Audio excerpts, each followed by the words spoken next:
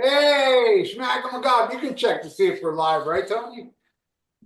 Yeah, looks like we're good. Yeah, we're good. Yeah. All right.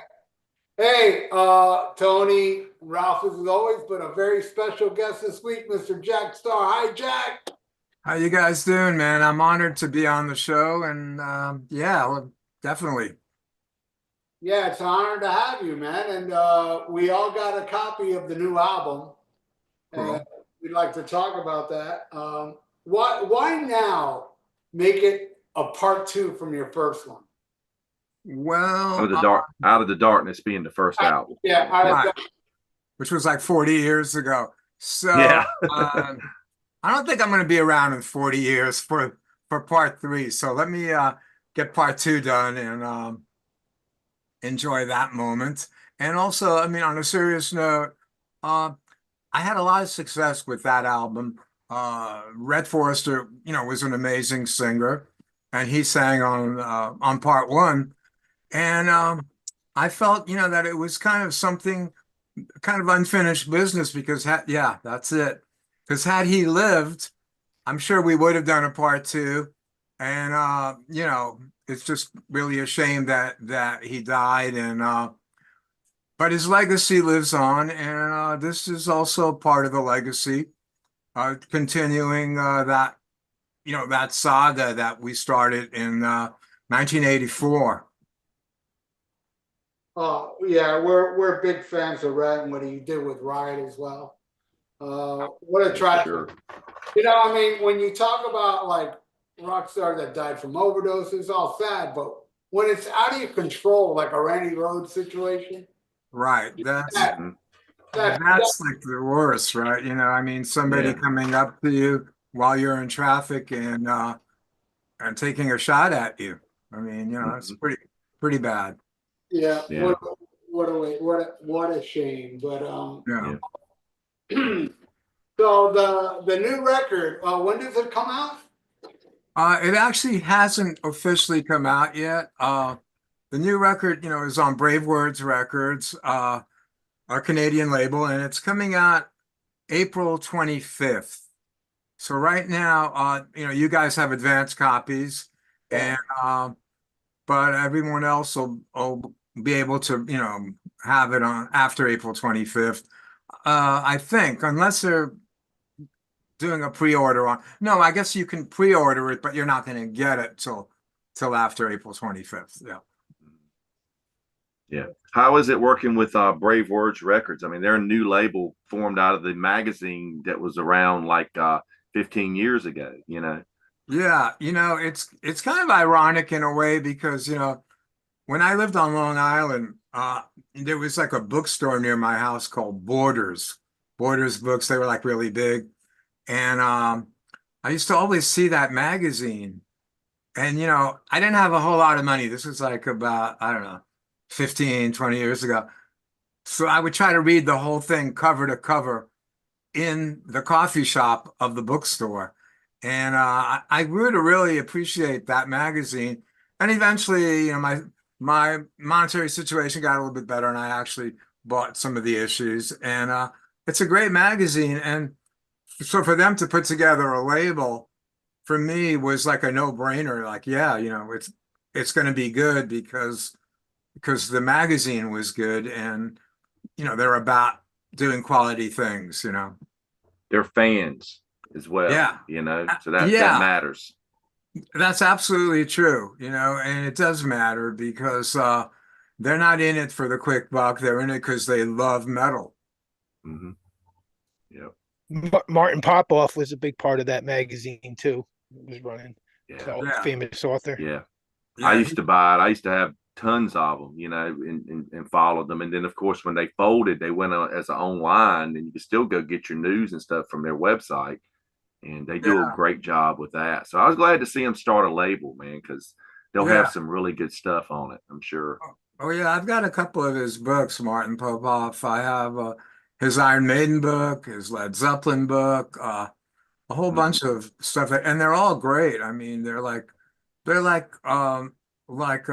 don't know what the word I'm looking for is, like almost like a thesis, like he does Yeah, it so sure. academically, everything he Yeah. you always wanted to know, Hmm. and I'm a fan, like, not just a musician. I'm definitely a fan of the music and the people that make it as well. Hmm. Yeah. Unless Yeah. they're, I was gonna say I've enjoyed this new record. I mean, it's got it continues with the sound that Burning Star has done over the last several decades. It's just good power metal, straightforward heavy metal, traditional heavy metal. And now you want to tell us about the members in the band now? yeah. Well, it really, for me, started um, when I met Gene Cooper, the bass player, and he had played in some bands like in New York City, kind of like punk bands, punk, alternative, new wave, kind of all meshed together. And so anyway, I told him, I said, I want to play music, but I don't really want to do a cover thing. I've got a lot of albums behind me in my past.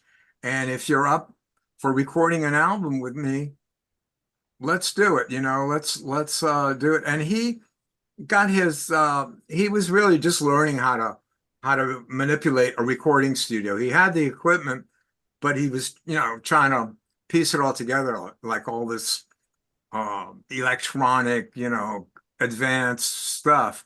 And so he learned. It was kind of learn as you go.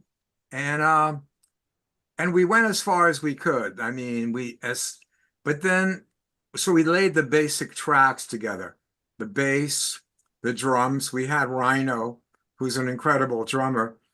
And so we had that.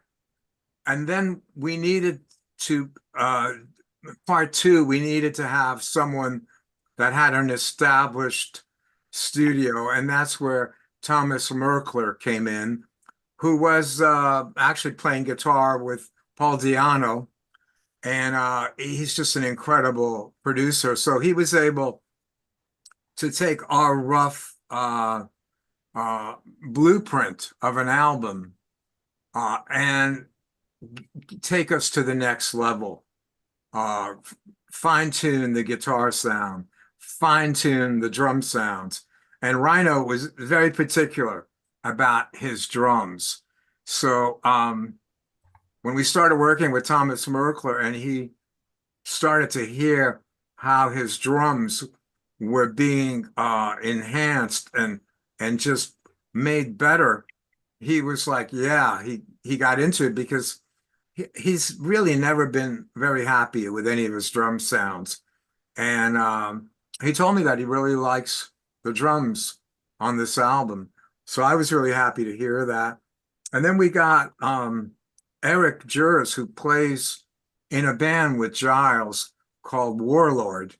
And he's a great guitar player, young guy. And I think he's like 28 years old. And he was able to help with the guitar sounds a lot and play some of the parts as well. Like if I wasn't happy with some of the way the guitar sounded, this guy could redo a part here and a part there and bring it up to the level. Because one of the things that we lacked when we were recording, and I don't want to get too involved with the whole technical thing, but one of the things we kind of lacked was consistency. Uh, Sting calls it the ghost in the machine.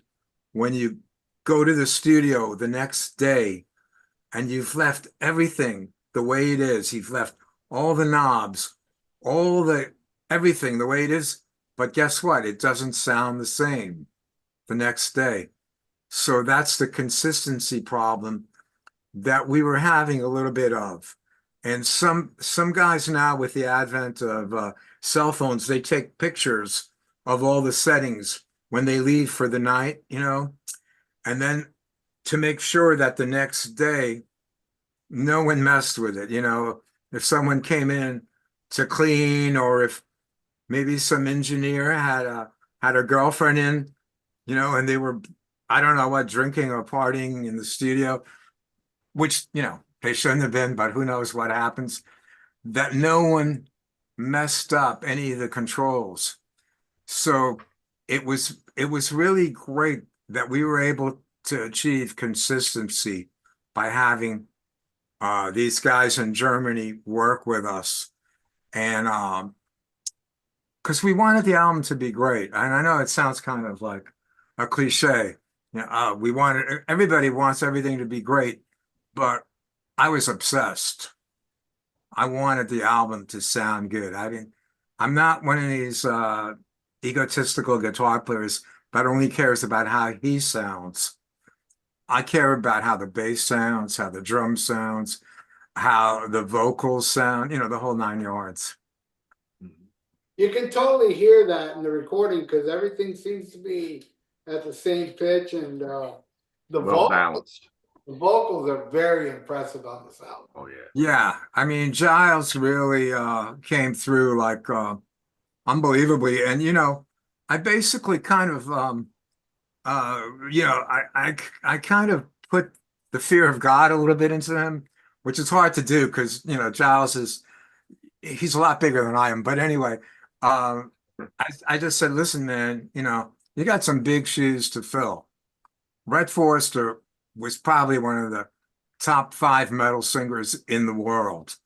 And I'll argue that with anybody. He's up there with I don't know, with Dio and Dio, yeah, yeah, yeah, yeah. David Dickinson's Coverdale. He's up there, And so I told great Giles, I singer.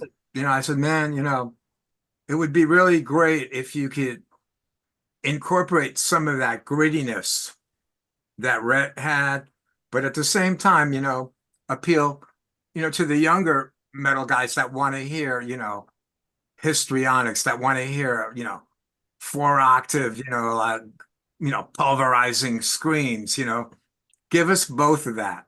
And he did, he really did. And I think for people, that are just finding out about Giles, because I mean, I think they're going to be pretty impressed, Yeah,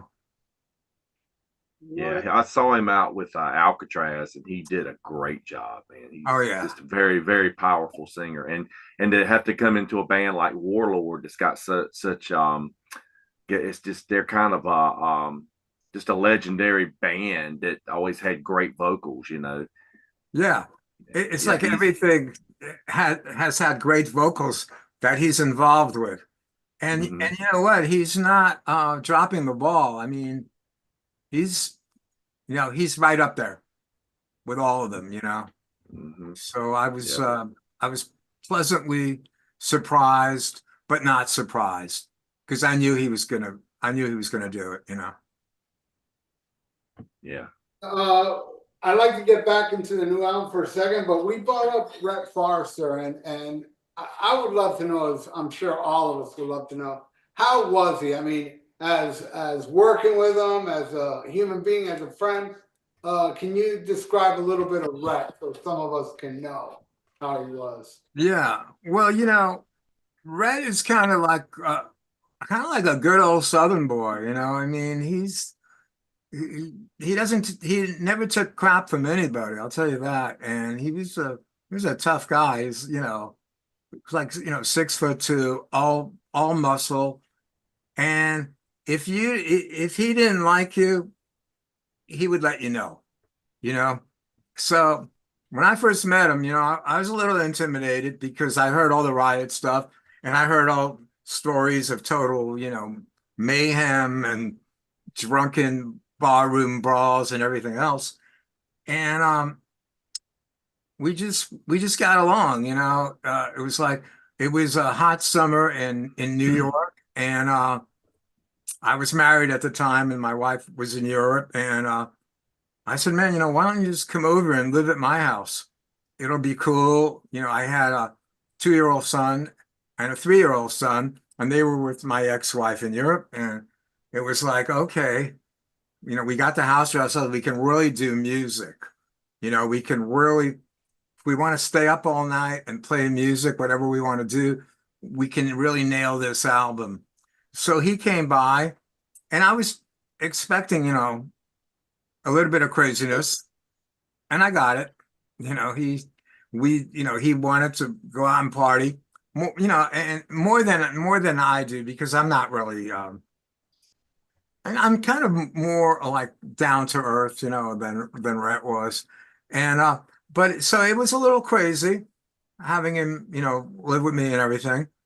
But working with him was amazing because the songs, he would bring so much to it. I would say, I want to try to have a melody like, and I'm not a great singer, but I could at least give him a melody, and say, okay, False Messiah, it was a song on the first album, it's going to go like, whoa, beware, so he's okay, got it. And they go, whoa, whoa, beware, and he's like giving me that whole deal thing. And it's like, oh my God, this is a great song. And I didn't even realize how good it was because he kind of brought it to life.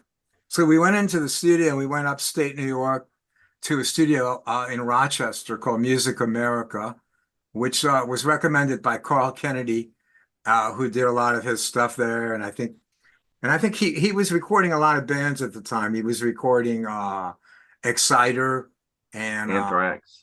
yeah, and Metallica, I think. Metallica recorded there. Yeah. Metallica recorded there, okay. And Yeah. a lot of bands. And so Rhett was just like a very towering presence. I know it sounds kind of weird to say that, but I'm not saying I'm 5'6", so yeah, he was a lot taller than me, but towering in the sense of he was larger than life.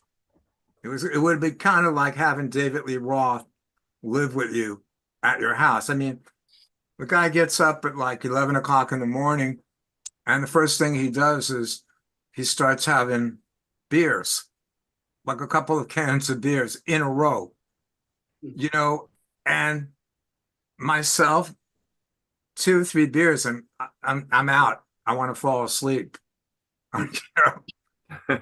Rhett, 2 or 3 6-packs, and he might slow down a little bit. So anyway, that's just I know it's got nothing to do with music, what all this stuff about, but I'm just trying It's to give awesome to hear. Yeah. yeah, I'm just trying to give you a little insight, into his personality and how different we were. I mean, we're like totally different. I mean, I wasn't even born in America. I was born in France. So, and I have like a lot of admiration for American rock and roll, and American heavy metal because everybody in Europe does, It's like, and so, I don't have a French accent because I came to America when I was like 9 years old. My father was in the U.S. Air Force. And when I came, and we were like, he was stationed overseas. But when I came to America, I learned English, really quickly. And so we have, this admiration, for like all things American, American cars, American music, uh, American guitars. I mean, my dream was to own an American guitar. That was like, because you hardly saw them in Europe. It's like I was reading, like I don't know, it was Gary Moore or somebody talking about like the first time they saw a Fender Stratocaster in a store in London, and I remember the first time I saw a Gibson guitar, and it was like, oh my God, look at this thing, I know what I want to do. So it was like this whole thing. Yeah. Awesome. Yeah, that was working on that album, I guess. So is this album cover, was that shot inside Music America? Yeah, it was. Yeah. That was the ballroom of You Music can see the America. drum kit, Yeah, in the back. that's it, which they used to record the drums. Just the drums got recorded there.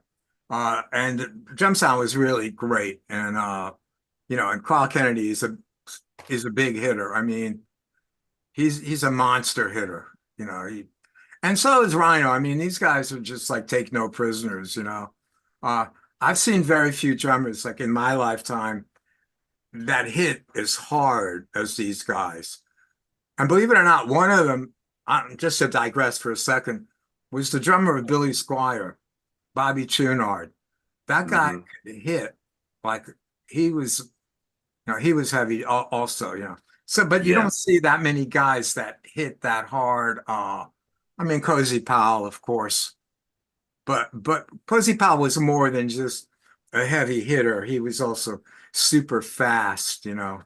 And Eric Carr was a hit really hard too. So Wow. I don't know. I've always been attracted to that kind of drummer, you know. Yeah, for sure. Yeah. There's a song called Demon Whip that Rhino played on with Manowar. It's ridiculous how fast he Oh, plays at the end of the song and how hard he hits, you know? Demon's Yeah. Whip. Yeah, man. Yeah, I I know remember that. when that record first came out, that Manowar record. I didn't know. I saw the name Rhino, and I said, you know, I wonder if that's a drum machine because that can anybody play that humanly fast? And I didn't know that Rhino was a real person at the time, you know, when the record came out. But God, he's so fast on there. Yeah, it's amazing. Oh, he'll But yeah, get. he does a great job on the new record for sure. Yeah, he's Oh He's yeah, so many fast. cool songs. Oh yeah, Yeah. yeah. I mean, he can play like tremendously fast. You know, sometimes he'll joke around and say, oh well, I can't keep up with these young, 11-year-olds from Indonesia, that put out drum videos, where they go "Brrr," like that. But the truth of the Yeah. matter is, he can. He just doesn't want to do the blast beats they call it, Mm-hmm. but he Yep. could do it. I mean, he's got the speed, definitely. I gotta say the song Sahara Winds is one of my favorites. Really? Wow, cool. It's got this little Egyptian vibe going on with it, and the desert type lyrics. I just love the flow of that. Yeah, we were definitely going for that, and I'm really glad that you said that because yeah, that's what we were going for. Kind of the minor scales, the Blackmore's Rainbow a little bit, Mm-hmm. Zeppelin, Cashmere a little bit. Yeah, well, that stuff. I mean, I grew up listening to that stuff. No, I shouldn't really say I grew up listening to it because I mean, those guys are only really like a couple of years older than me, maybe two, three. Well, maybe Blackmore is like maybe 5 years older than me or whatever. But I didn't, but still, I feel kind of like I did grow up listening to it um, because I was like, I graduated high school in 1970. So for me, I really got serious about music around 1968. And I think around 69, the Black Sabbath album came out, and they were playing at a club near my house, a club called the Action House. That was the name of the club. And it was one of those like life-defining moments to see heavy metal, because it was more than seeing a band called Black Sabbath. It was seeing this phenomena of heavy metal coming to life in front of you on a stage. It was seeing people getting dragged out of there in stretchers because it was so hot in this club. The club, I think, held like 1,200 people. And the combination of the heat and the loud music and the intensity, it was too much for a lot of people. It's like, and I'm still in high school. And the next day I'm in school and I'm thinking, and no none of my classmates except two people in my high school were into metal. Metal didn't really get big till like the early 70s. But it was just like it was just incredible to be in that, to be part of that whole thing. But I can't really, I can't say that I grew up listening to them because really I grew up more listening to the people that they listened to. It would be like Kiss. Like I like Kiss, great band, but I grew up listening to the stuff that Paul Stanley grew up listening to and Gene Simmons grew up listening to. Even, they might be like I don't know, like a year or two older than me or whatever, but that's kind of, defines who I am, you know, and those people would be, well, probably, I mean, I'm sure Paul Stanley grew up listening, to Jimmy Page and Blackmore and I don't know, Ted Nugent maybe and all that. And those are the people that I grew up listening to. And Blue Cheer, who were like one of the very first, metal bands. MC5. Do you remember them at all? From Oh Detroit. yeah, Yeah. sure. Yeah.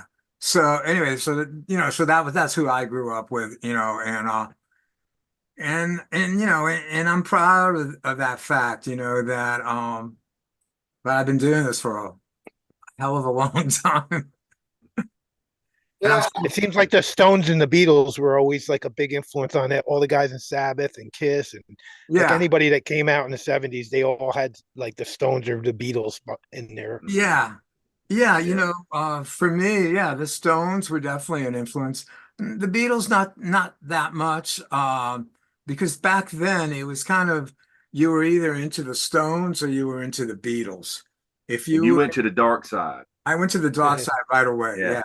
Yeah, yeah. I mean, I had long hair in high school, and I met my first bass player in the principal's office because we got in trouble for having long hair and being a bad influence and listening to Yeah, metal. Probably I've that was. got I've got this record of a lot of your early recordings. It's from Oh wow. 75, started Yeah, in 75. Got a lot of old photos of you, like when you were like a teenager and stuff on the yeah, back, and some of your exactly. old guitars and stuff that you Yeah, had and stuff. That's really cool, man. Some good stuff on this record too, man. yeah. Some Thank you some for cool saying pieces. that. You know, Yeah. so I was I with didn't even know this exists. I just ran across it one day in a record shop. I was like, hey, I don't have this one. This is kind of cool. So yeah. Yeah, that Yeah. that got reissued on an Italian record label, and yeah, it's cool that that people are into finding out, well, what I was into, before Virgin Steel and Burning Star and all that, and Yeah. yeah, it's all good. Well, I kind of discovered you. I guess it would be through. I knew who Virgin Steel was. A friend of mine had a Virgin Steel record, but Right, I was kind of a little later to the game, about 3 4 years, I guess. I probably around like 87 or something. Was in a record shop, and he always had like the discount bin full of CDs, right, cassettes. He was all right. cassettes. And Yeah, my friend picked up this cassette and it said Jack Starr Out of the Darkness. He goes, this looks cool. He goes, the guy looks like Mick Mars on the cover. And I'm going, yeah, it kind of does, because you that hat on, I guess you kind of do a little bit. And yeah, I said, he plays with Virgin Steel. So he said, well, I'm going to buy it. So he bought it. We got in the car. And we are like going to a party. And I'm just like, we're playing it. And I'm like, this is awesome. I'm loving this. I said, it sounds like the dude from Riot singing. And we didn't even look at the credits or anything, that's until funny. we like the next day, I'm like, can I borrow that tape, Wow, And that's when I realized that it was, Rhett Forrester. And right, I hadn't even discovered the Rods at that time. So I didn't really know Carl and Gary, had, performed it. Of course, I did recognize the name Gary Driscoll because I was a Dio fan, hence my right, nickname. yeah, And I had the Rainbow records, so I knew Gary. But yeah, man, that record, I loved it so much, man. That's kind of how I went out and started getting more stuff from your catalog, and then I kind of went into discovering. I went back to my friend that had the Virgin Steel record. I said, hey, can I make a copy of that Virgin Steel record? Because you just couldn't find that stuff anywhere at the time, yeah. and and I'm glad I'm glad I have these now. But so when did you decide to put Virgin Steel together? I mean, you guys you did two And records with them. 2 records and an EP. Yeah. We put the band together in 1981. Uh, in 1980, 81, I was like listening to bands coming out of England, like Budgie and Diamond Head and Iron Maiden, Saxon, and and I was buying like this magazine, newspaper actually from England called it was called Sounds. And then there was Sounds, and then there was New Musical Express. And then a year or two later, there was Kerrang, and that was already after I started the band. Virgin Steel. But anyway, so I was reading all about this music and I was getting like more and more addicted to it. It's like, damn, I want to do something like that. The hell with all this stuff that's going on in America. I didn't really relate to it that much. Which I was mean, like new wave and stuff like that at the time. exactly. It was basically like new wave, yeah. So one day, I met this drummer that lived in my town, a guy named Joey Evasion, and I just said, "Hey, man, I don't know if you ever heard of any of these bands, so let me give you a quick quiz. Have you ever heard of a band called Iron Maiden?" He goes, "Nope." "How about Saxon?" "Nope." And I went down the list. I go, "Well, I want you to listen to a cassette. I'm going to make a cassette for you. Check out these bands because that's the kind of music I want to do. I want to start a band. I have a name for it. I want to call it Virgin Steel."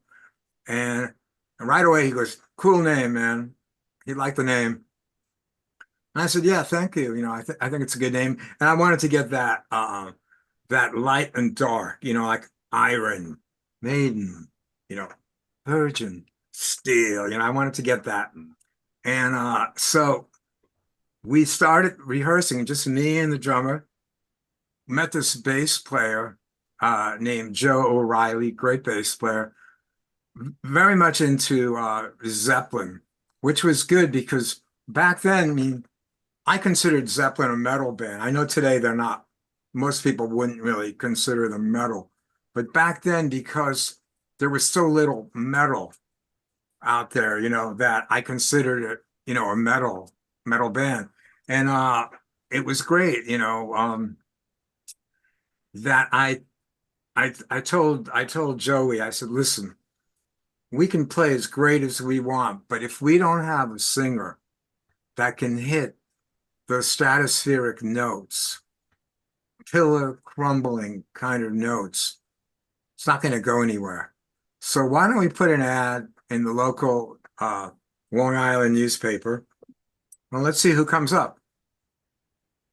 We ran the ad for I think like a month.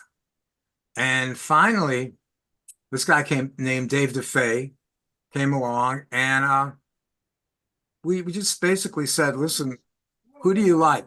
Like, who do you like as a singer?" And he said, "Well, I like Dio. I like the singer from Angel." Well, oh, that's kind of interesting. I wasn't really super familiar with Angel, but okay. I figured, I'll check him out. And he said he really liked Ian Gillan a lot. So that was like, "Oh, you like Ian Gillan? Well, I got a test for you. Let's see if you can sing Child in Time." Child in Time has the most incredible screaming on Oh pitch, yeah. screaming. Uh, So that was the audition. We auditioned honestly, about, I don't know, like over 20 singers. He nailed it. So we're going, da, da, da, bam, bam, bam. He's going, yeah. And, it's like, holy, this guy's got it. And that was it. It was like, "Look, and so we just basically said, look, do you want to do this thing? Because this is the plan.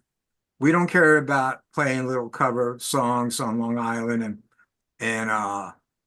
making $300 and you know we don't want to do that, and being the background music for people getting drunk and picking each other up, and we don't want to do that. If you want to do what we want to do, which is make an album and see what happens, go for it." And he said, "Yeah, that's what I'm looking to do." So we made a demo. In fact, one of the songs on the demo, you'll get a kick out of this, is "The Lesson," which is a song that I wrote. I had a little bit of help from Dave on it, but it's a song that I wrote, and it's included as a bonus track on the new album, and it's an actual demo from before Virgin Steel One even came out. It was just something we did in a garage on a TAC 4-track recorder. And that was really the beginning of the whole, Virgin Steel saga. But wait, I was going to ask you if the lesson was a demo, because when I listened to them, I go, this sounds like it's a demo track, but it was sent to us as the 2 bonus tracks. Yeah. See, that's interesting. I'm glad you brought that up, because I Yeah. was curious about it. Yeah. It definitely was the remaking of the demo. And the demo was done in a garage. The new version, which we've refined it, we've kind of brought it up to the 2025 standards, But yeah, that was a demo before Virgin Steel 1. Yeah. was the same thing with Savage and at the gate? Yeah. No, Savage at the Gate is a new song that was written in 2025. But it comes from an old idea. The whole concept, by the way, of Barbarian at the Gate, uh, which was actually a book by Thomas. I think it was Tom. No, not Thomas Wolfe. Anyway, my mind it escapes me. But there was a book called Barbarian at the Gate, and it became a movie. And if people are watching this, they can Google it. But anyway, the book was about basically the demise of our society from outside influences and from inside influences. But anyway, so Savage at the Gate lyrically is about that, but musically, it's it really goes back actually, kind of it has that Virgin Steel feel on it, and it's really cool. There's for me, I mean, some of the songs really could have been on Virgin Steel 4 if I had stayed in the band. Yeah. Nice. Or Out of the Darkness Part 2 if Red had survived, and lived. I like you mentioned that you were influenced by what was coming out in England with the new wave of British heavy metal, because I always thought it was neat on this album cover. Everybody can probably see it, but then on the original Virgin Steel album cover, on the rocket ship in the back, it's actually NWAHM, like New Wave of American Heavy Metal. I always thought that was cool that you could see Yeah, that in the you page. picked up on that. It's so funny because very, very few people picked up on that and mentioned it. But yeah, and that was kind of my little coded messages to the fans. It's like, you're going to get something similar to what's going on in England, but this is American. Yeah, yeah, yeah, yeah. This is a great record. It's a lot of good stuff on it. It's got this is like, I guess, the first pressing. It's got like some old pictures on the back. And then of course the second album you guys progressed so much on as well. Oh yeah, Guardians of the Flame. Yeah, I have that with 2 different covers, because I think the US version on Mongol Horde, and then the Roadrunner version had this, and it's definitely a different type of looking cover. I like the sword better, I did too. I think it was a little too freaky. Yeah, that's the one I got. But I have that one, the original press of that Virgin Steel you got. That was the first Virgin Steel I got. The first album, you mean, right? Yeah. This one. Yeah, that's because there's a Mongol Horde pressing of it as well. Whatever Mongol Horde label was, they had a few different bands, and there's the EP for right. Yeah. Well, what happened really is that after it came out on Mongol Horde, within about, I don't know, 4 or 5 months, we got picked up by a British label called Music for Nations. Mm-hmm. And we were the very first band that they signed. And I think the second band might have been Metallica. The third band was Rat. Rat had, I forgot the song, but it was... You Think You're Tough EP, I think this came out. Yes. Maybe. Yeah. I think that was it. Then they had Merciful Fate was on it. So, I used to tell the guys at the label, I said, you guys should really treat us better, because if our album had sucked wind and not sold anything, your label might have gone under. And so, hey, we were the first act on your label. So give us a little bit of respect, and I know that Metallica blew us away when on the second, as the second act on the label, but still we didn't blow it. We could have Yeah. blown it. So it could have been like an album that everybody would, oh, they suck, on to the next or whatever. But I So wanted to go ahead. go ahead. I was just going to ask you, when did you decide that you wanted to leave and just go solo? Well, it was actually, honestly, it was a combination of things. I mean, I've said, on occasion, oh, I got fired and all that. I mean, I didn't really get fired. I mean, what really happened is, I mean, in one way I did get fired, another way I didn't. But to kind of make a long story short, is this: Dave had a vision for the band that he wanted to do. I had a vision for the band. I did a solo album, and I made the mistake of contacting a manager in Canada named Zoran Music, who was managing a band called Saga. And they had like an MTV hit back then called On the Loose. And anyway, uh, so I contacted Zorn and I sent him a copy of our demo, which was that first album before it came out on Music for Nation. Anyway, he got back to me and he goes, oh, me and my wife have been listening to the album all weekend and we want to sign you. We think you guys are just as good as Saga.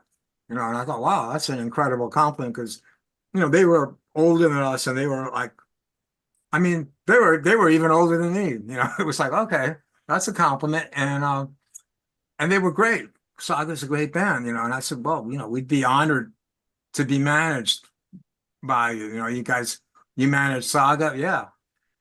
But little did I know that Zorn really kind of wanted to be in total control.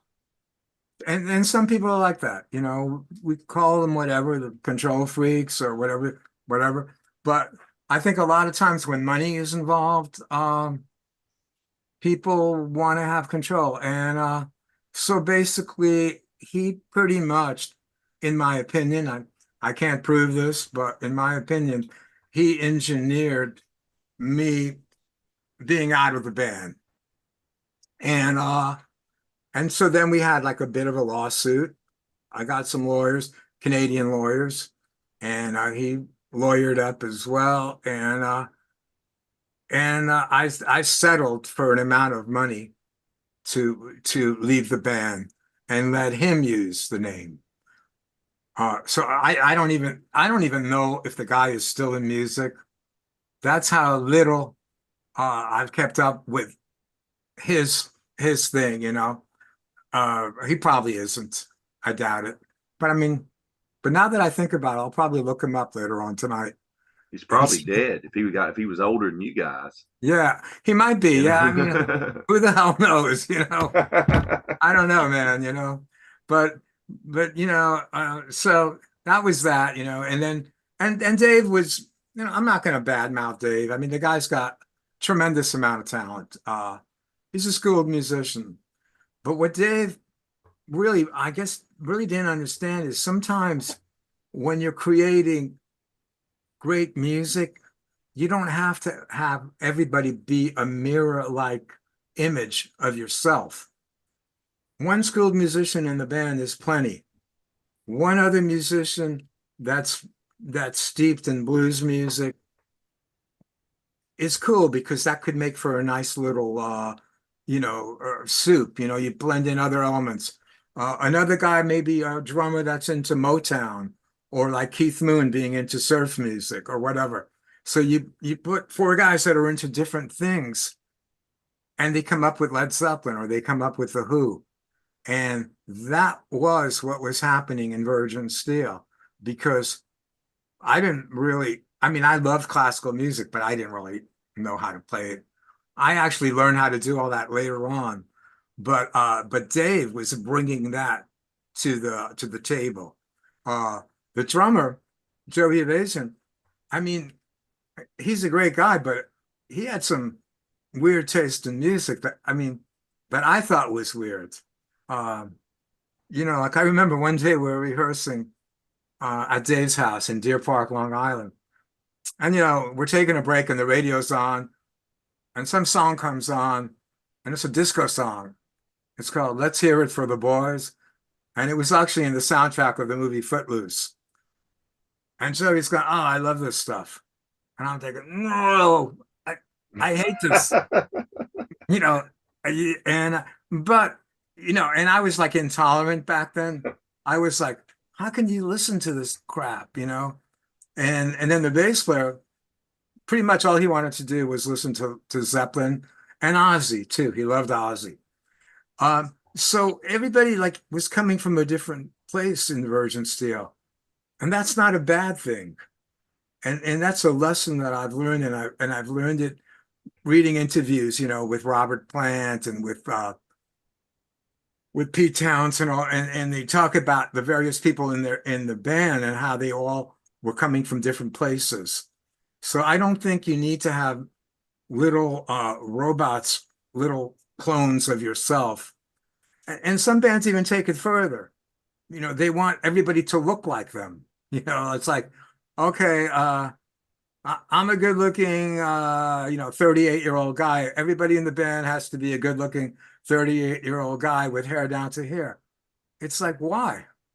You know, you lose that creativity when you try to mandate what something should be. So I mean that was part of the theme, the problem with Virgin Steel. But the thing that I kept from Virgin Steel is, the theme of good and evil. That was always the theme in Virgin Steel, Noble Savage, which by the way is a title that I came up with.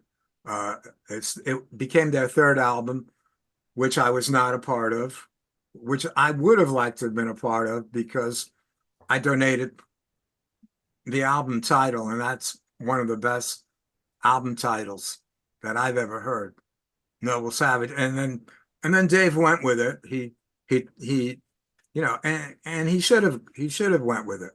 He went with it, and he started in interviews, talking about this thing called romantic barbarism, which is another way of saying noble savage. So it was kind of like the good and the evil. It's kind of like, well, this guy is a savage. He's raping and pillaging, and he's coming to your village to burn it down, but he's also romantic. It's like, it's like he's a nobleman, but he lives with the apes like Tarzan in the jungle, and it's like, so that was part of the whole lyrical thrust of Virgin Steel.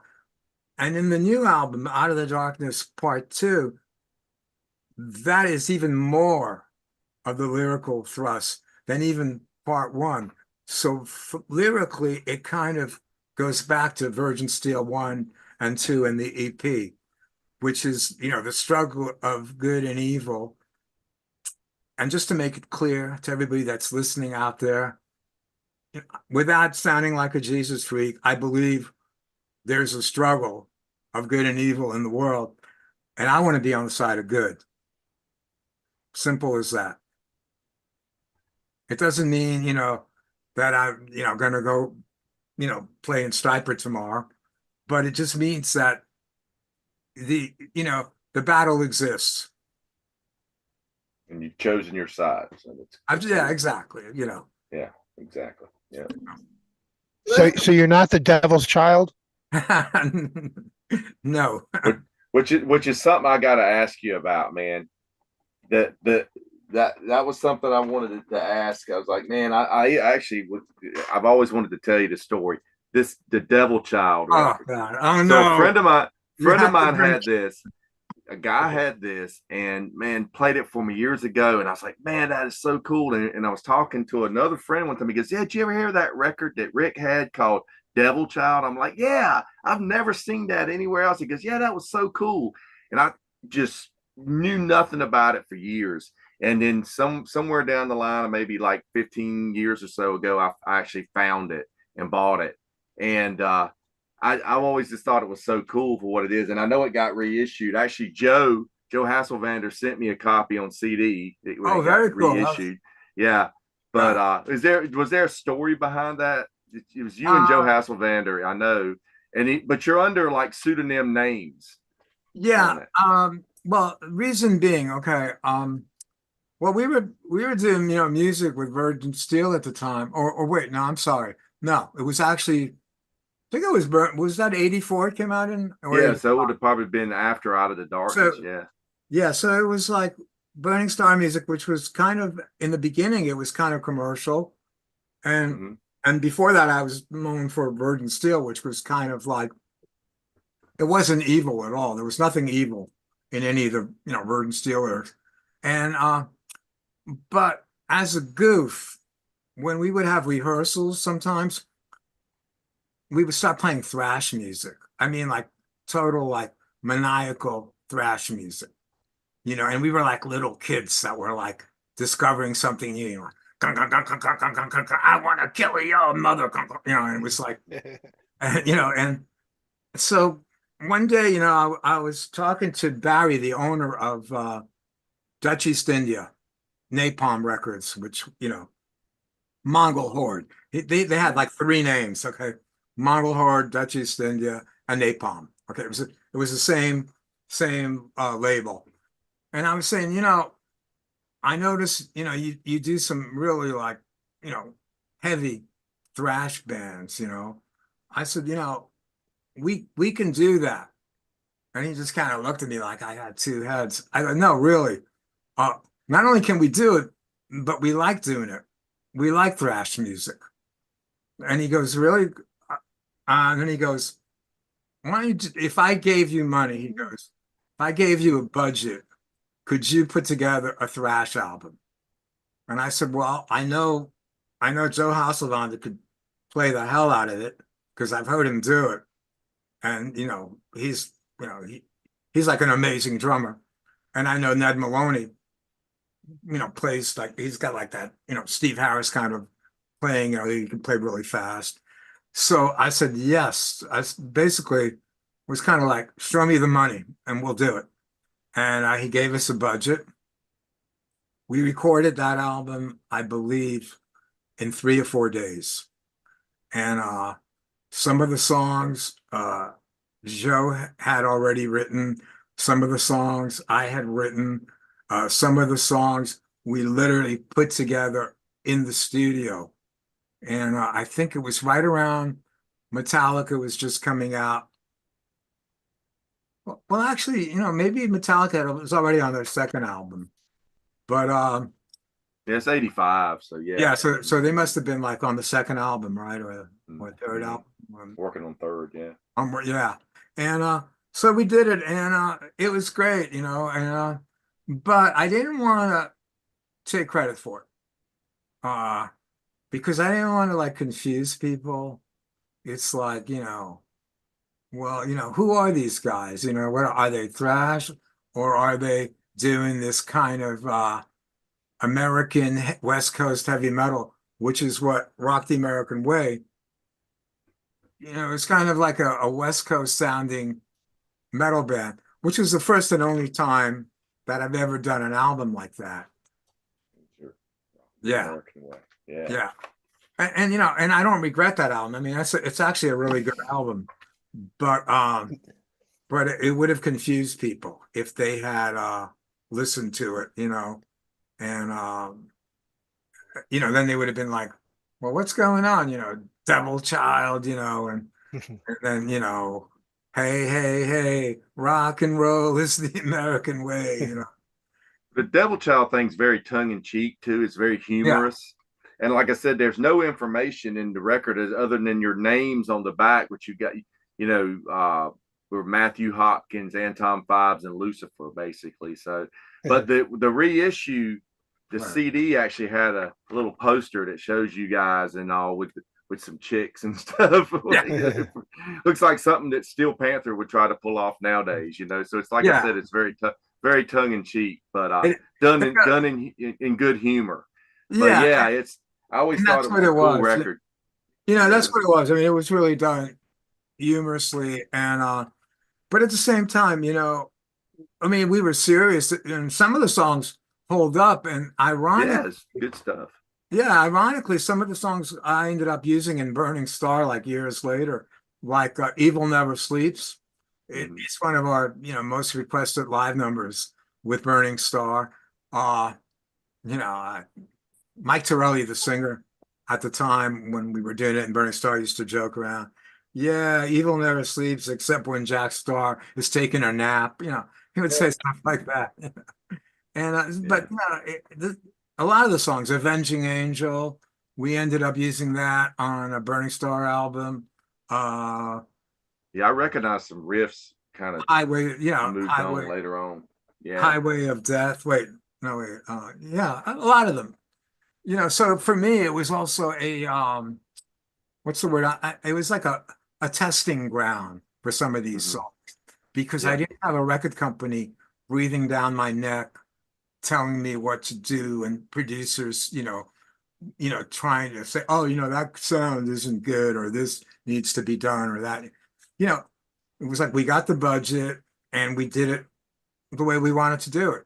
We just went full steam ahead, and so some of it was very raw. I mean, they're raw sounding album. That and Phantom Lord, that was the yeah, other raw sounding album. hmm yeah, yeah, for You also sure. make an appearance on this album at that time, around that time, Yes. the Thrasher album. You're on a song with Dan Beeler from Exciter singing on it. Yes, that's right. And that was really cool. Any stories from any? I did one of the guitar solos on the first song, and the guitar player in Anthrax did the other solo. Um, Dan Spitz, Dan Spitz, yeah, I was Danny Spitz is on it. right. Yeah, Yeah, yeah. And yeah, that's a came cool out one. good. That was a good album. And that again, that was Good stuff. Paul Kennedy production. And so it came out good. It's a good album. Yeah, You guys He came. he's been on this show, right? Carl Kennedy's been on this show, right, as a yes, guest. Yeah, we've had yes, him on here, and also he recorded something down here. I spent the day with him because I got all the Rods records and stuff, and the Thrasher and stuff. Yeah, yeah. Great guy. Yeah, he's been on our show before. He's an encyclopedia of rock, and so is Joe Hasselwander, and so am I. You know, I mean, we're doing this like in my bedroom, but I have a music room that has about as many albums as your room right there, because what Gene Simmons once told me. He said, to be a musician, you also have to be a fan of the music. And I said, for sure. this guy is speaking the truth because I'm a fan. I love a lot of bands and a lot of obscure bands. Like, I don't have to like somebody because MTV spoon fed them to me in the 1980s or 90s. Yeah, it's great to just to Did, know about obscure bands and stuff like that. Oh It's yeah. just it's cool. Yeah. did Gene try to sell you his solo album right after he said that to you? No, yeah, right. No, he was actually a nice guy. I actually auditioned for Kiss way, way back, 1982. But yeah, he's a nice Wow. guy. So that was during the Creatures in the Night period, where they were Uh, when Ace had left yeah, or he said that it whatever. was in Yeah. 1982. Yeah. Uh, Wow. uh, That's pretty cool. yeah. I mean, I don't even know if he really liked my playing. I mean, I think he might have, but either way, he basically, he told me afterwards, basically said, you're not right for the part, and he was right.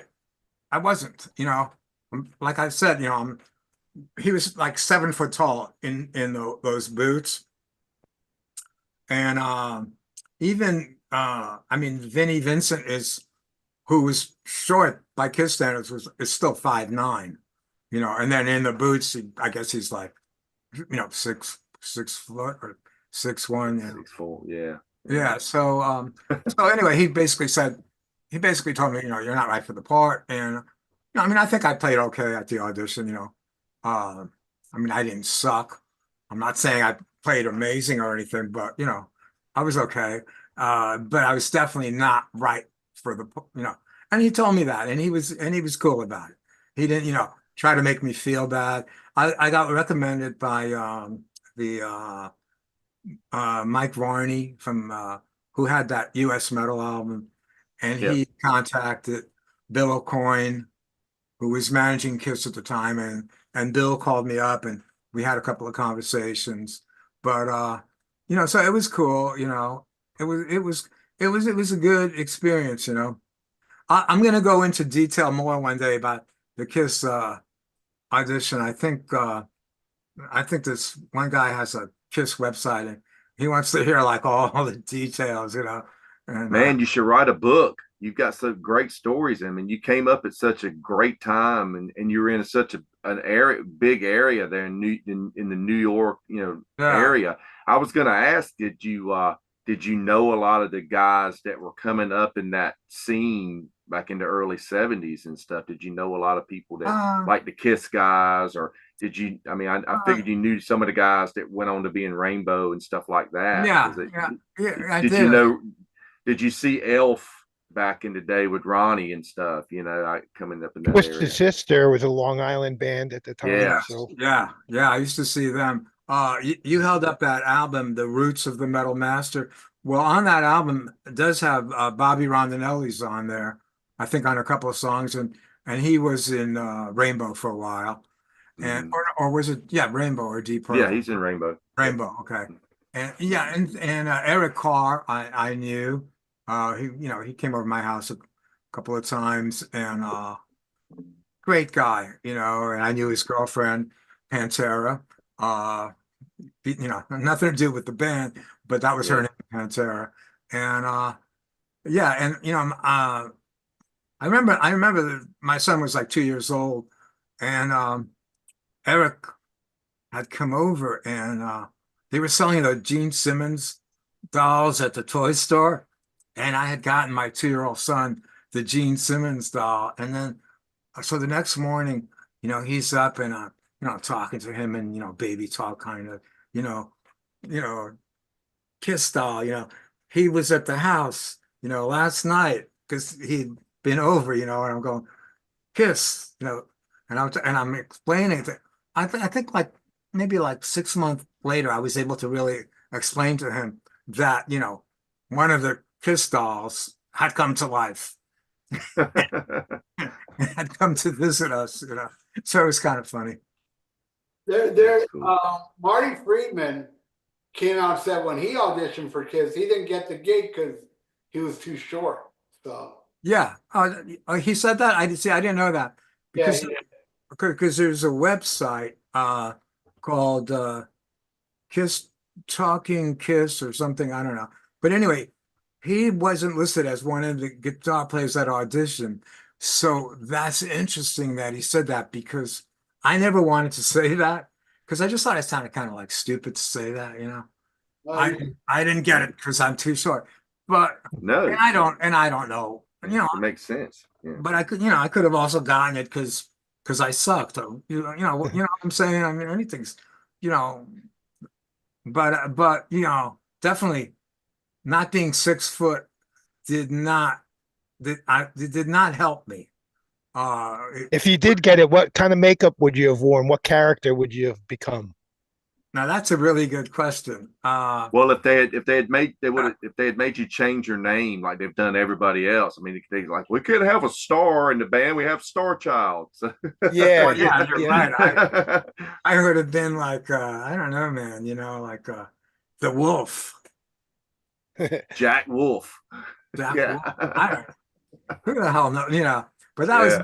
that was never to be. And the weird thing is, a friend of mine also auditioned literally the week after I auditioned, and I was sure they were going to give it to this guy, uh, uh, a guy who was playing in the band Cities. I don't know if you remember them, Cities. Yeah, yeah. Uh-huh. AJ Yeah. Pero. Right? Right? Yeah, Yeah. get paid with them. Yeah.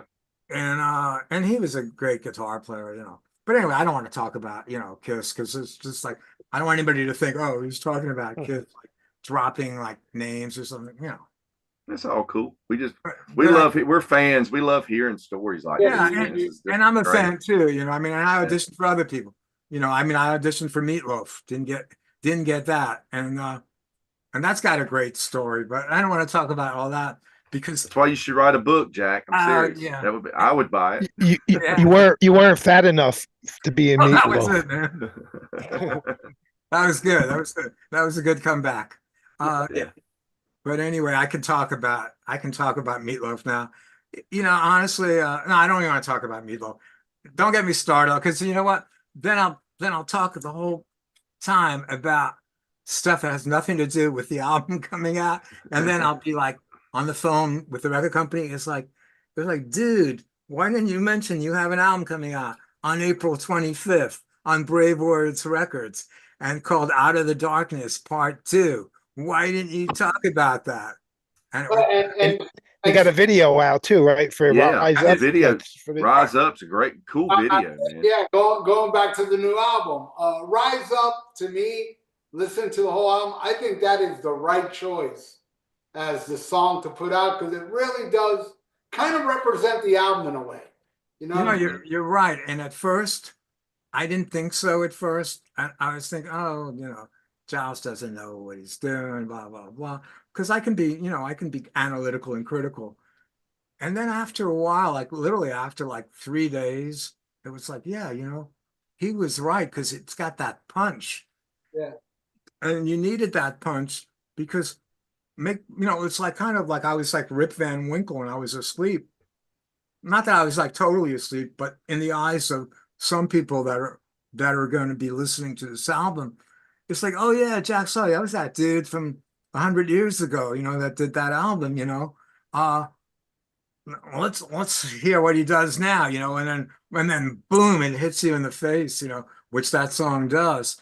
So yeah, Giles, if you're listening to this, you were right.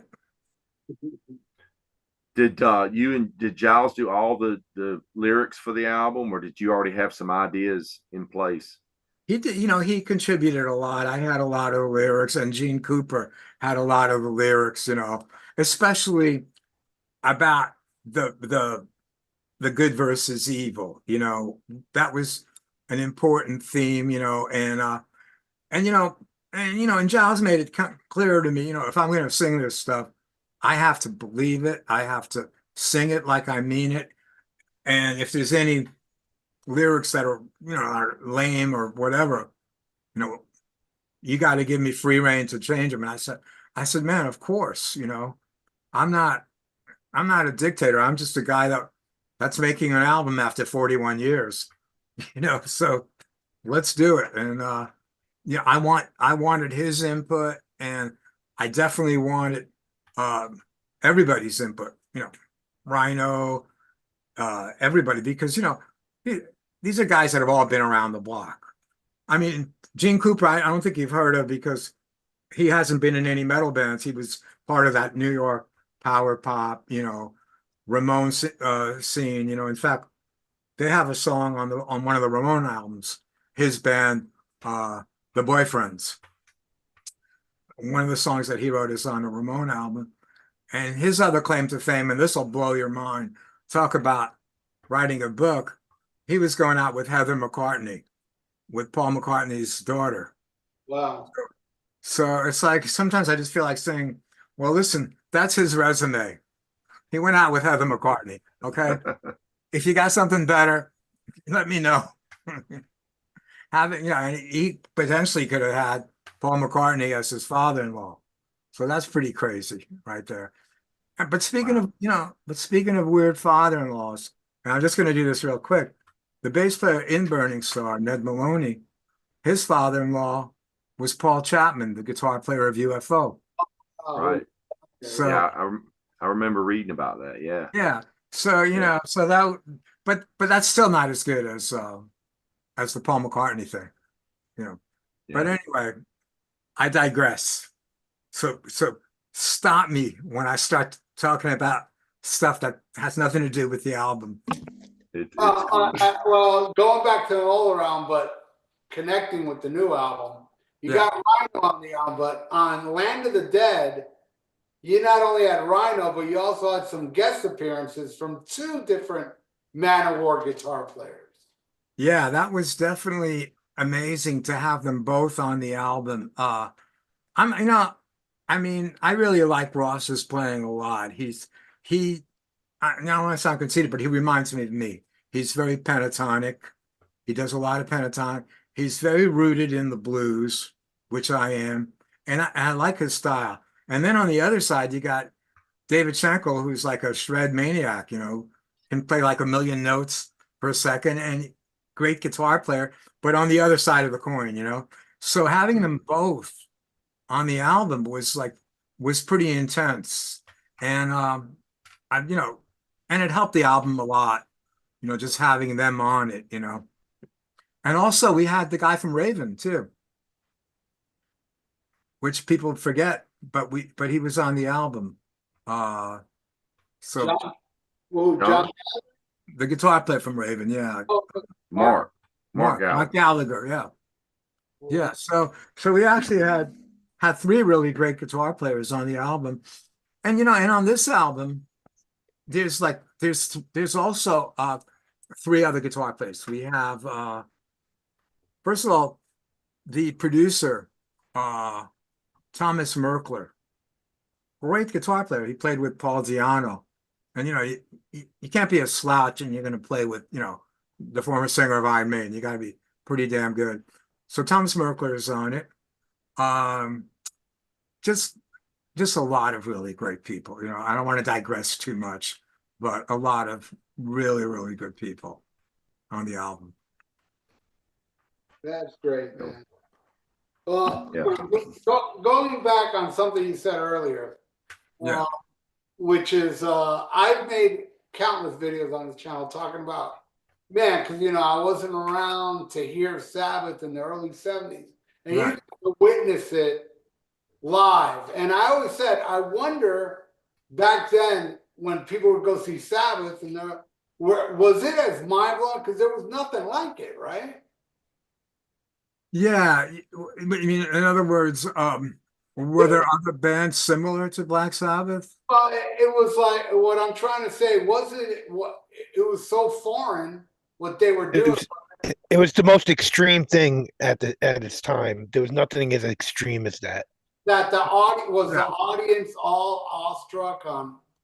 Yeah, it was, what, honestly, I mean, look, I saw them for the first time, I believe it was 1969. I was still in high school. I had never seen anything like it, and I know this will sound kind of weird to say this, but I was almost like scared. It was creepy. I mean, it was just kind of creepy. They came out just all in black with these big crosses, and then they're going, they're doing bong, bong.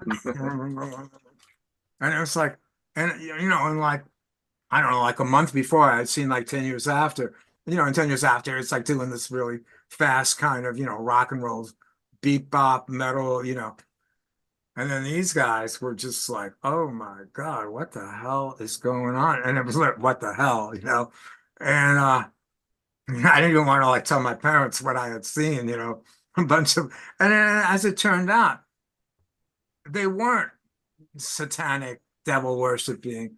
They were just into that whole kind of like dark side, kind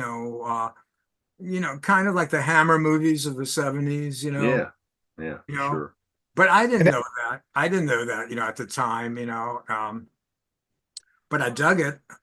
But there that was was, in Long Island. That was in Long Island where you're yeah, seeing them. yeah, that was at a club called the Action House. And that It club, must have been the first time ever in America, and it must have been 1970 because the album didn't come out in America till February 10th or February 13th, 1970. yeah, and I was in high school, and it was 1970. And I probably Wow. graduated, I graduated that year in 1970. Unbelievable, yeah. And it was 70. So it was pretty cool, man. It was intense. Amazing. And I also remember, and I never saw anybody leave a concert on a stretcher. You know, that's a lot to take in. It was like, and I'm not saying that I was like a goody two shoes, I mean, I was actually one of the few kids in my school that had long hair and all that, but still, it was like, this was not peace and love. This had nothing to do with the 1960s. This was something else. And I dug it. But there were a couple of bands that were similar a little bit to Black Sabbath. There was a band called Coven, which had a Yeah, female singer yeah. named Jinx, and they were pretty, satanic. More so actually than Black Sabbath. Black Sabbath, said they were never satanic. It was they were wearing the crosses, to scare away, Satan and demons and Yeah. so on. But as far as that pure metal in your face, punch in the face, Blue Cheer had that back then in like 1967. I mean, we're talking like stacks of Marshall amps. The only thing is that Blue Cheer were more rooted in blues. It was kind of like Cream on steroids. Yeah, But absolutely. but Yeah. I read an interview with Clapton, and which is kind of really weird because I'd never heard him say this before, but he was like taking credit like that Cream were a metal band, which He I said found that recently, yeah. recently. I just seen an article today or something about that, but I didn't click it. But it Right. was like he's saying that Sabbath didn't invent metal. Well, he was wrong. I hate to, I love Yeah. Eric Clapton, but he was wrong because they were Cream were heavy. But first of all, they weren't as heavy as Led Zeppelin. If you listen to Communication Breakdown, that blows away anything Cream did in terms of heaviness, and that's the first Yeah. track on Led Zeppelin 1. So I would, Hendrix had a lot of heavy stuff too. Hendrix is right there too. yeah, At times they were really heavy. yeah. So but so Clapton, I don't know, I don't even know why he would want to take credit for metal now. 50 years later, but hey, why not? If he can do it. Look, I met a guy. I don't want to digress, okay, but I met Dick Dale. The guy that invented surf guitar, Pulp Fiction, and he did that song. Anyway, so Dick Dale, I was talking to him backstage, and he told me that he invented heavy metal.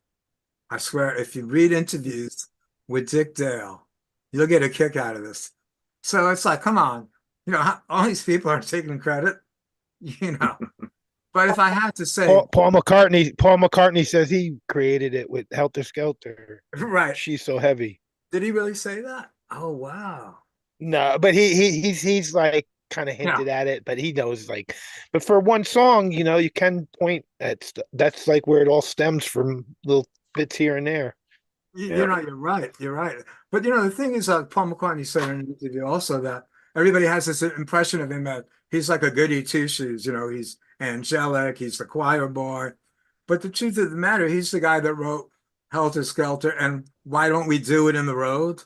I mean, that's like a Motley Crue song title, if I ever, And here he Yeah. is, this, Paul McCartney writing that.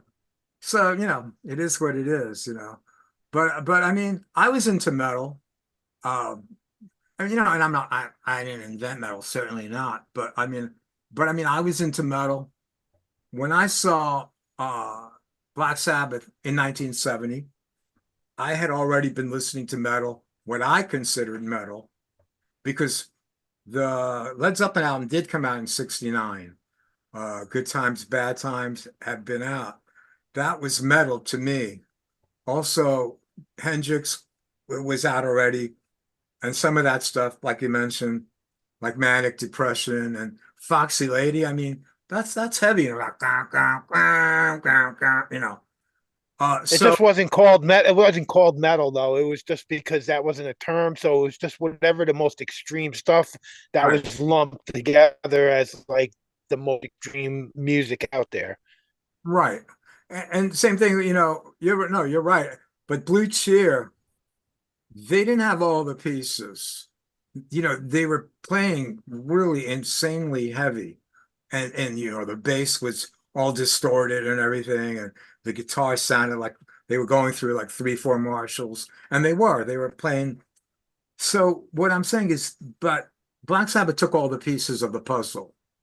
They took the dark lyrics, the Yep. melodic minor scales that Richie Blackmore had been using already in Deep Purple, in the first Deep Purple album, Book of the Talisman. He was already doing all that. Vinnie Martell of the Vanilla Fudge. Listen to the beginning of what's that song? Yeah, the first song on the Vanilla Fudge album, You Keep Me Hanging On, okay? If you listen to that, it's got all that minor guitar playing.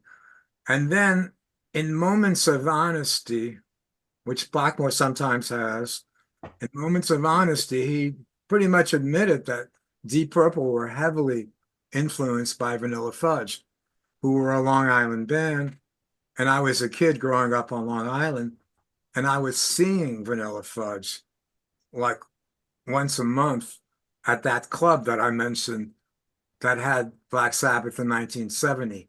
The guys that owned that club were really nice guys, uh, and they would let me in. I was going into that club seeing bands when I was 15 years old, 16 years old. They can't get in trouble now because I think they've passed on, Mhm. but for letting me in. But and they were managing, like Cactus and Beck, and they were bringing in Led Zeppelin to America, and so so I was seeing, the Fudge, and I was watching. I'm talking as a 16-year-old kid, and the stage was like up this high. It was a really high stage, and there's Vinnie Martell going, and he's doing all this Indian kind of deep, what Richie Blackmore later incorporated into his style. So in other words, I don't think anybody invented metal, but I would have to say, I would still have to say it was probably Black Sabbath, you know, just because It really started with them. yeah, because they put all the pieces together, and the pieces And were then there. Judas Priest took it to the next level and really defined it more as like a sound, I think, Yeah, after Sabbath. exactly. Yeah. And yeah. And then, some people will say, well, Stepping Wolf, because they had the song that mentions metal, Born to Be Wild, heavy metal thunder. It was And just rock and roll, though. Really. but it was really just rock, yeah. You know. Yeah. But I was taking all this in like in high school, and I was getting weird looks from my classmates. Trust me. It was it was not fun being into that kind of music in 1969, 1968, the year in 70, the year I graduated. But then I have to say this real quickly. 2 or 3 months before I graduated, things started changing a little bit. And one day I'm going into the lunchroom, and there's this really hot looking cheerleader. You know, a girl that would not have even have looked at me or talked to me. And I noticed she had a little button, because back then wearing buttons was kind of cool, like in the early 70s. And she had a button that said Black Sabbath. And I, Wow. and I, and I said, holy shit. So I It's a went up to her. swing. Yeah, thank you. Yeah. So I went up to her and I said, you really like Black Sabbath? She goes, yeah, man, they're amazing. And I said, I said, I saw them. They played in Oceanside, the next town over from where we lived in Long Beach. We were all in Long Beach High School, but they played in Oceanside or Island Park, which was like part of Oceanside. And she goes, man, I love them. I love to listen to them. I like to get stoned and listen to them. And she goes, you play guitar, I heard. And I said, yeah. And I'm already thinking, oh, this is getting really good here. Sure enough, I was hanging out with her, and it was just, and I saw the walls breaking down and towards the last like couple of months in high school, I was no longer the loser, the outsider, the weirdo that likes metal, that has long hair. It was starting to like change, you know. And the last day of high school, so let me get back to this in this little mini book that I'm doing right now. The last day of high school, we're all sitting in the courtyard, and you know, everybody's like sitting around, and now some of the guys are starting to have like long hair and everything. And we're all like talking, and so I said, you know, I said, I wish I could have been a little more popular, like in high school. And then this guy goes, dude, you were like really popular. We all like admired you, man. You know, you had the long hair and everything. And I'm thinking, you guys really like liked me, you know, because they sure as hell didn't let me know they liked me. But you know, so I'm just saying, okay, well, that's cool, you know. But in my mind, it was like, no, no, I don't think you guys really liked me. But that turnaround occurred, you know. And I didn't care anyway, because I got the cheerleader. That's right. They admired you because you followed your own path and you didn't conform to, you know, being like everybody else. Exactly. Mhm. Exactly. Yeah. You know. Hey, you saw Sabbath in the early 70s. I admire you. Yeah, that's right. That's But right. hey, yeah, well, you know, I'm just happy that I can still do this stuff. You know, and you know, I sometimes, you know, you get flack from it like, oh, dude, you're still playing metal.